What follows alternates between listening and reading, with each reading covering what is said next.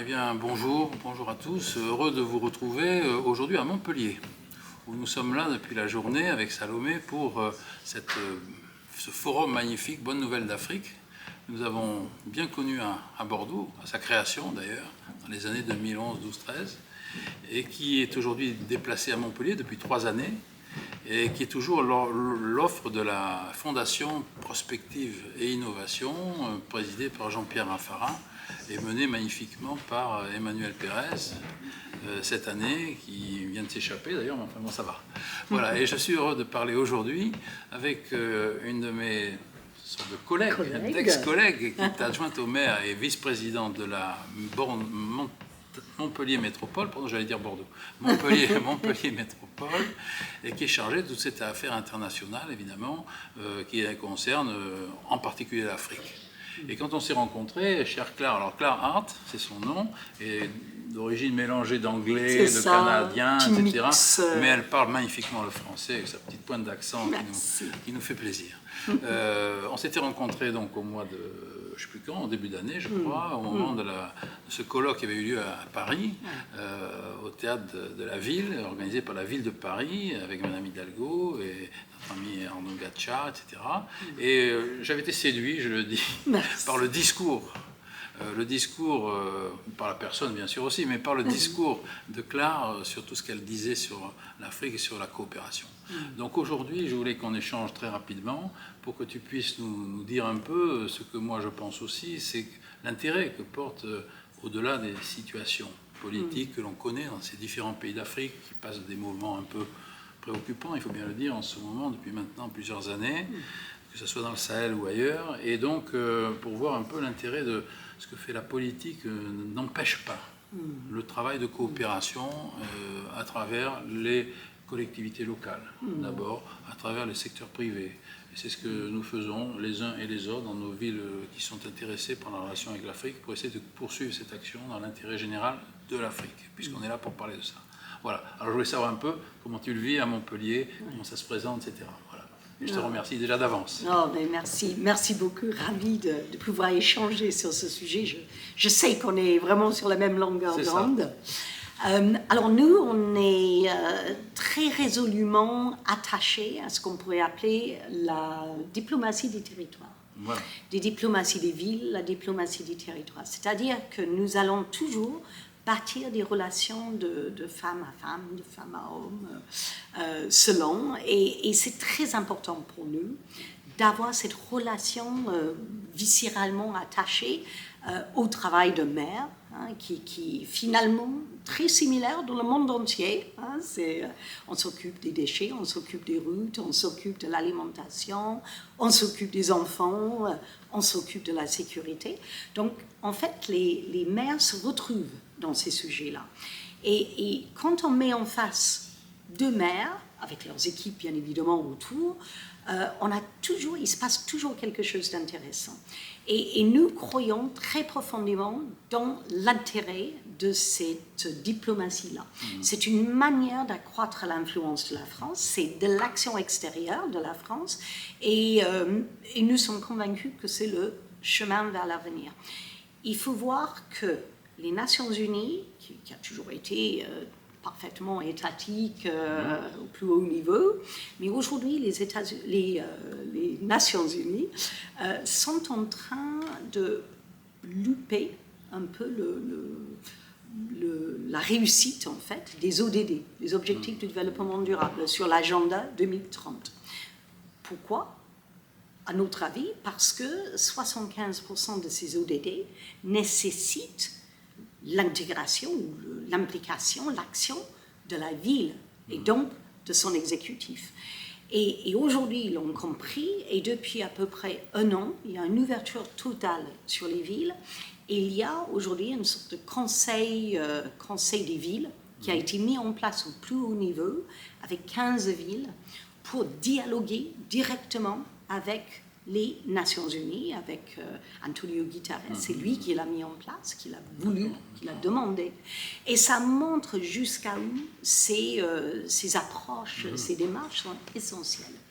Et l'organisme, qui est un peu les Nations Unies des villes et des territoires, c'était les gouvernements locaux unis, CGLU, est extrêmement actif sur ce sujet-là. Et nous, bien sûr, nous le déployons au niveau local, au niveau régional, puisque nous y croyons très profondément. Ça peut prendre plein de formes. Oui.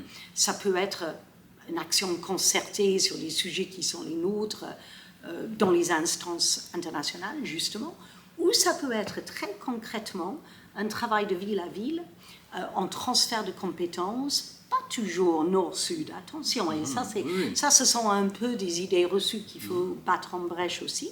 On reçoit beaucoup aussi du sud. Aujourd'hui, dans la Méditerranée, là, on est en pleine Méditerranée, c'est un hotspot, comme on dit, dans le changement climatique, donc on souffre encore plus qu'ailleurs. Et ici, on a des problématiques de stress hydrique, des problématiques d'événements sévères climatiques que l'Afrique connaît depuis très longtemps, et la Méditerranée aussi. Et donc, nous partageons les mêmes problématiques et pourquoi pas les mêmes solutions.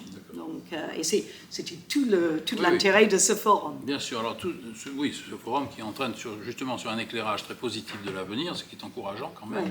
Ce que je voulais te demander, est-ce que ça se fait au niveau de la ville, tu l'as dit, de la communauté de communes également. Oui, c'est ça. Mais est-ce que dans votre région, est-ce qu'il y a également, parce que je vois, nous en Aquitaine, par exemple, nous avons une très grande coopération depuis 20 ans entre notre région Aquitaine et le Sénégal, par exemple, ou avec le Maroc.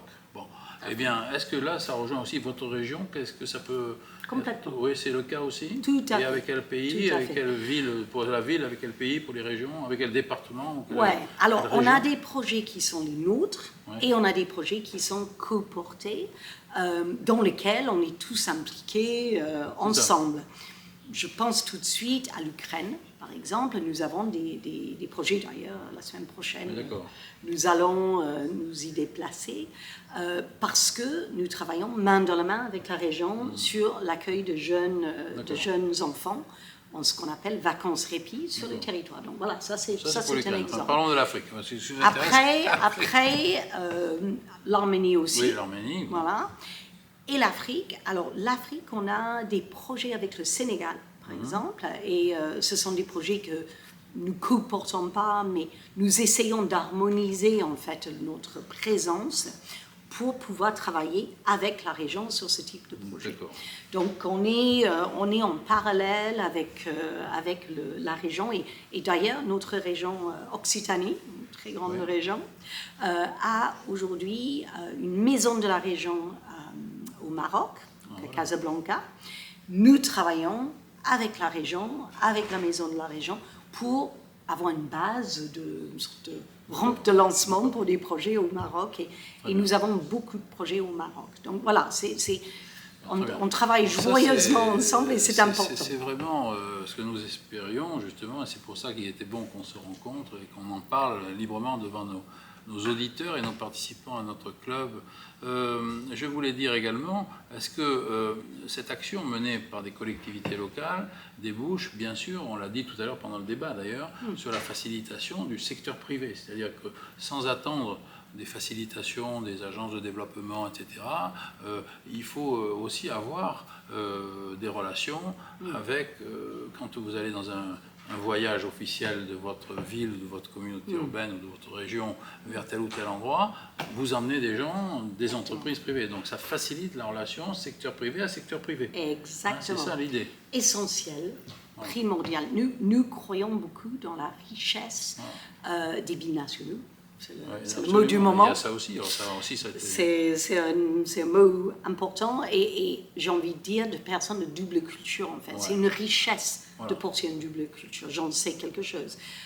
Et nous avons des personnes qui portent ces doubles cultures-là, qui peuvent nous ouvrir des réseaux, qui ont des contacts dans le milieu entrepreneurial, qui ont des contacts dans le milieu de la société civile, des associations, des ONG. Et qui sont incroyablement équipés justement pour nous aider à aller un peu plus vite, aller un peu plus loin dans leur pays d'origine. Bien évidemment qu'eux, ils sont ravis de cela. Je pense que quand on est né quelque part ou même qu'on a des origines de nos parents de notre pays, on a très envie de créer un pont entre les deux pays. Et c'est ce que nos diasporas, hein, faute de notre mot, font avec nous. Et nous ne nous déplaçons jamais sans être accompagnés par les diasporas, les membres de nos diasporas. Et ce sont des personnes incroyables, ce sont des Montpelliérains hein, par entière, mais qui ont cette richesse supplémentaire de porter une double culture. Donc, toujours avec nos diasporas. Et dont on sait qu'ils portent également une responsabilité financière d'aller vers leur pays d'origine, qui est importante dans les budgets des économies. Tout à voilà. fait. Bon, eh bien écoute, voilà, j'étais content qu'on fasse un petit tour d'horizon. Il ne fallait pas que ça dure trop longtemps, c'est bien. Et je te remercie de l'accueil. Je félicite encore la ville de Montpellier pour ce travail-là que tu mènes magnifiquement, bien entendu. Et puis voilà, puis on se dit à l'année prochaine pour les bonnes nouvelles d'Afrique. Pour les bonnes nouvelles d'Afrique. Mais on se verra avant. On se verra avant, on a beaucoup de projets ensemble. Ok, merci beaucoup Claire. Merci. À bientôt. À bientôt. Au revoir.